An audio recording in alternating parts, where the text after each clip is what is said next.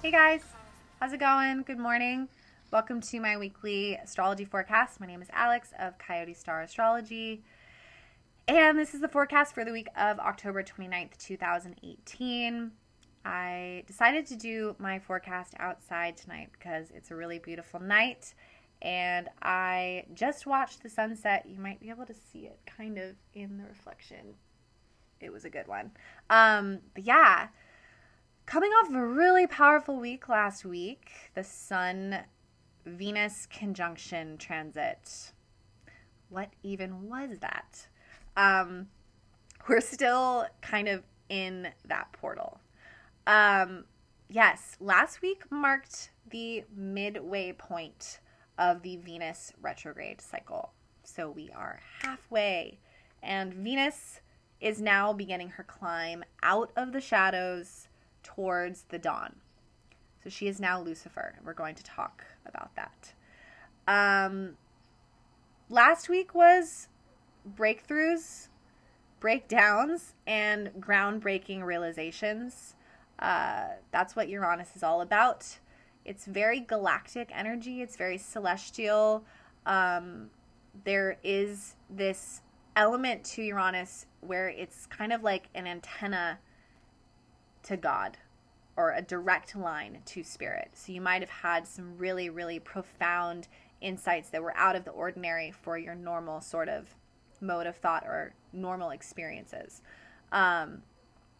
So starting out this week, sort of feeling like we're in an entirely new world in a lot of ways. And I think we're in an entirely new world regarding what we even knew we're capable of, what we even thought we were capable of handling. Because that transit involved the sun, which represents our power and our strength. I think a lot of us pushed through a barrier last week and surprised ourselves with our strength and our courage, which is kind of why this second part of the Venus retrograde cycle is associated with Venus being a bit more sassy and a bit more cocky, because she survived and she knows that she's going to make it to dawn now.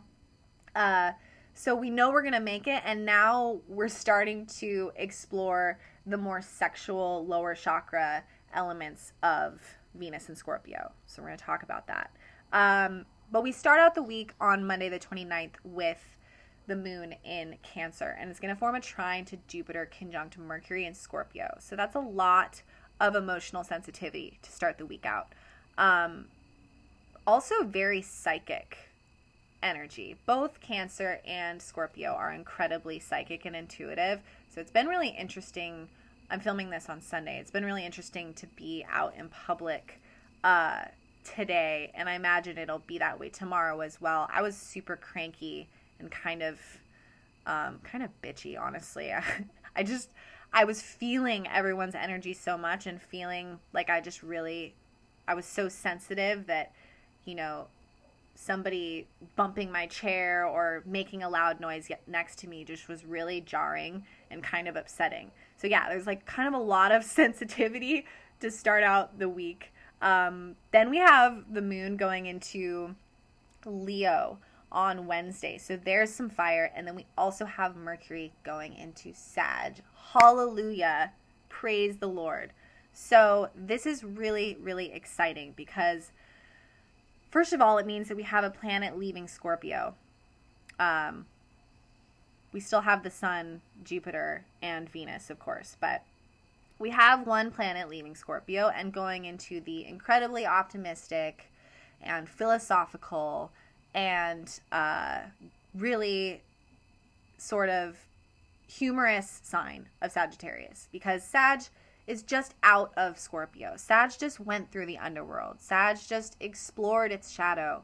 Now Sag wants to look at the bright side. It's over it. It's over looking at things deeply.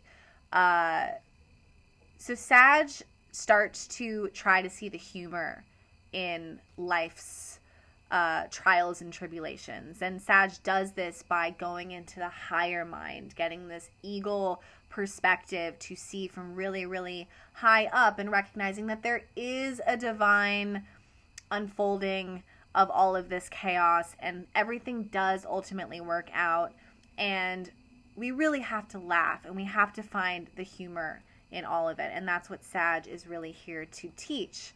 And Sag is here to seek the higher truth through philosophy, through religion, and through travel. So when Mercury goes into Sag, we start to see the light at the end of the tunnel. We start to be able to laugh at our mistakes, and we start to also see the divine truth in what we are experiencing. So this is really, really uplifting.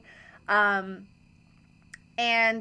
then we have the moon in Leo square the Venus in opposition to Uranus aspect. So once again, Venus is now Lucifer, the light bringer. She's going towards becoming our morning star. And like I said, this is when she gets a little bit sassy and when she gets a little bit more sexy. So this is where astrologers start to warn about one-night stands or, getting involved in sexual entanglements that have karmic repercussions down the road.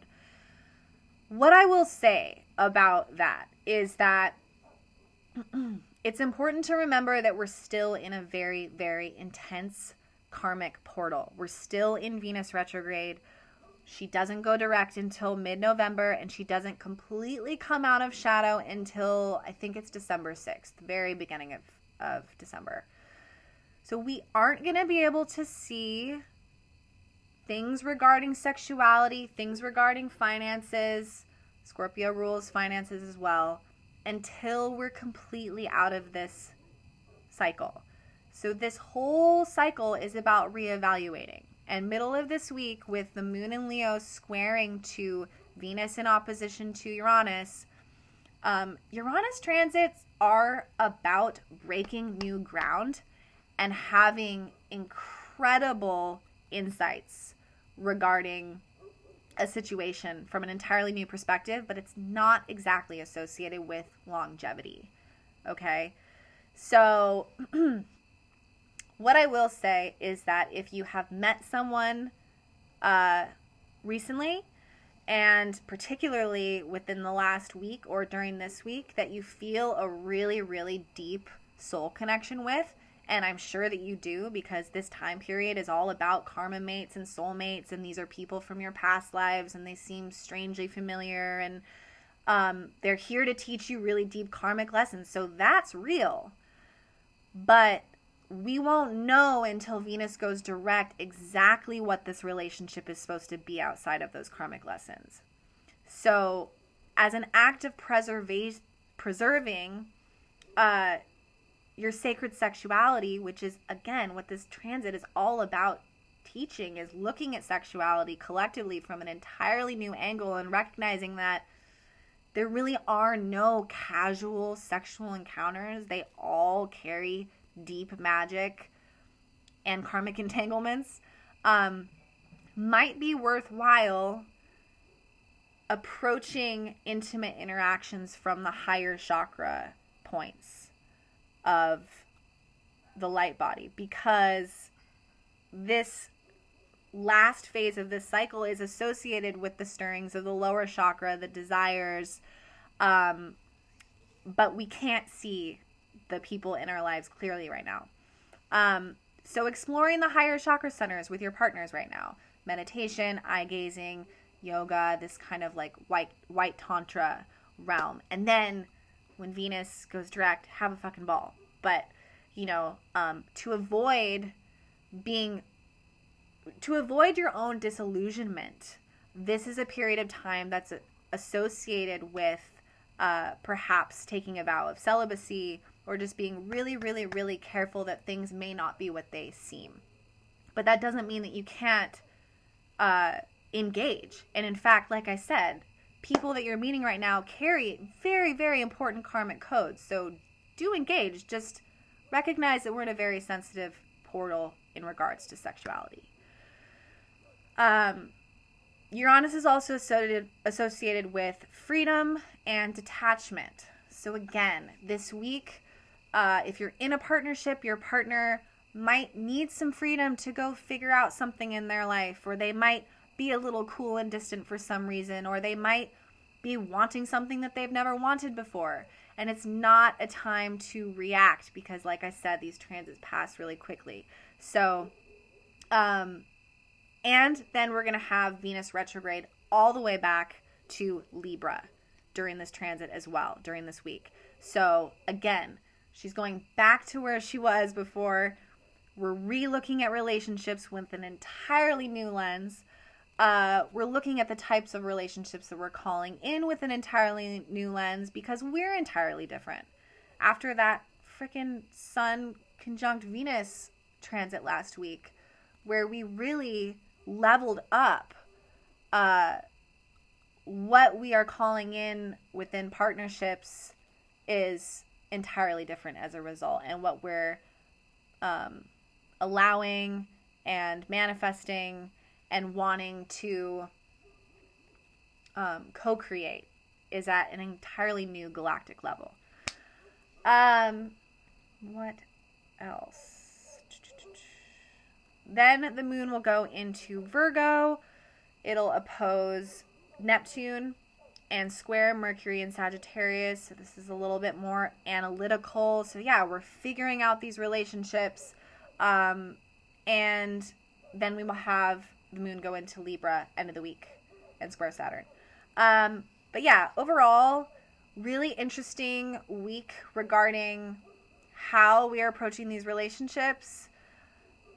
Scorpio is also money. So there's going to be a lot of new insights regarding money and insecurities around money, being insecure about money, really facing fears around that, and leveling up in our ability to manifest the life that we want. That's a really good week for that as well. And once again, don't worry too much if finances aren't great right now. For some people, they are, you know, if they were born with a Venus retrograde too. I know a couple people that are like, oh my God, money's just flooding in all of a sudden. But for a lot of us, it's not, because the retrograde period is about re-looking at finances. So maybe not making like huge purchases right now. When Venus goes direct, once again, everything becomes more clear and things might start flowing. But right now, regarding finances, really revolutionizing the way that we deal with our finances as well. Probably because we have to, for a lot of us. You know, being backed into a corner or being squeezed in a vice to the point where we have to really, really, really think and then come to that conclusion. Oh, this is what I need to do to make more money. This is what I do. This is what I need to do in order to generate the income that I need to support the life that I want to live. So yeah, breakthroughs and breaking points. That's the positive of all of this discomfort, is that it's right at that point when you feel like you just can't take it anymore that you try the one thing you haven't tried, or you have that sudden bolt of inspiration that causes the upgrade. Anyways, it is really dark all of a sudden and freezing. I'm going to wrap it up. Thank you guys so much for tuning in. I truly appreciate it. If you would like to reach out to me for a natal chart reading, my email will be down below. I'm also on Facebook if you search Coyote Star Astrology, and I'm on Instagram as well, Earth_2_Coyote. I'll put that down below as well. And if you have liked this video, please do give it a like and a share. I really appreciate it. Thank you guys for tuning in, and I will see you in the next video.